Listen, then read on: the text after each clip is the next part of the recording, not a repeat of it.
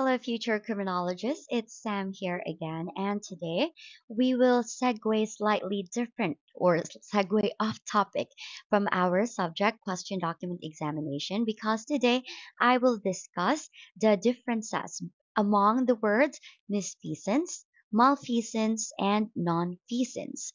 But first off, let's talk about the word feasance. Now, according to definition, the word feasance is the doing or performing of an act as a condition or duty. So kung moingon ta og feasance, mo ni ang imuhang pagbuhat sa usa ka butang in accordance to your function or duty or in accordance sa imuhang trabaho or sa imuhang responsibilidad. Now, let's talk about the word misfeasance. According to definition, misfeasance is the wrongful performance of a normally lawful act, the wrongful and injurious exercise of lawful authority. So kung moingon tag misfeasance, for example, na kibaw ka unsa imuhang angay buhaton. However, sa proseso sa imuhang pagbuhat sa imuhang trabaho, nasayop ka. So kanang act nga nasayop ka, that is what we call misfeasance.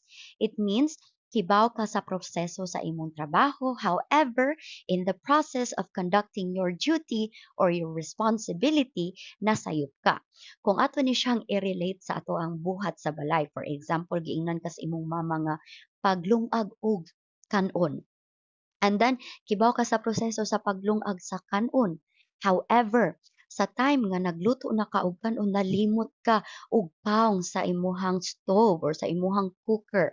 And therefore, napaghod ang kanon. So, kanang act nga kibaw ka or gibuhat nimo og tarong imuhang trabaho but nasayop ka is what we call misfeasance. Okay? Next is we have the word malfeasance. So by definition, it states that malfeasance is the performance by a public official of an act that is legally unjustified, harmful, or contrary to law. So it simply means that is the wrongdoing while you are doing your or you are committing to your responsibility or to your job. So kung mayong tag malfeasance, for example, kibaw ka sa imuhang trabaho. However, imuhang gisagulan og binuang.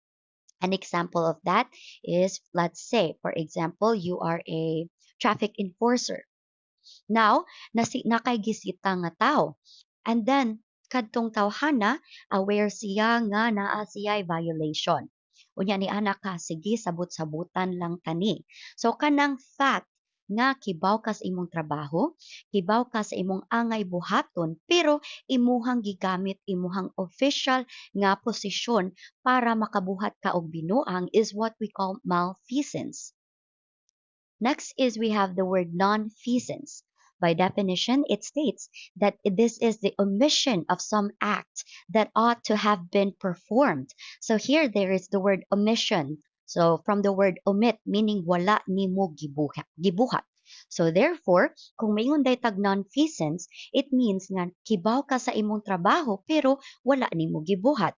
So an example of that, let's say for example, na naa ka nagtrabaho sa PNP and then you are conducting police visibility. And then, suddenly na ay tao or babay nga ni ana nga, sir, tabangi ko, snatch ang ako ang bag. Pero nakita nimo nga ang kadtong snatcher layo na kaayo og dagan. Nya natapol ka or gitapol ka og gukod sa snatcher. So ni anak ka nga adto lang niya sa police station, ma'am. Ato alang niya nang imbestigahan. So ang kadtong fact nga wala nimo gibuhat imong trabaho is what we call nonfeasance. So therefore, again baliko nako, moingon ta og misfeasance, kibaw ka sa proseso sa imong trabaho, but in the process of conducting your duty or your responsibility, nasayop ka sa imuhang gibuhat. Malfeasance, kibaw ka sa proseso sa imuhang trabaho, but imuhang gisagulan og binuang. So that's what we call malpractice. Wa nimo gibuhat og tarong ang imong trabaho. And nonfeasance, this is the omission of your act. Wala nimo gibuhat imuhang trabaho, period. So hopefully, this short discussion about the difference among the words misfeasance, malfeasance, and nonfeasance are somewhat, or it can somewhat give you clarity. Okay, so hopefully that short discussion will give you clarity. I will see you all again next time.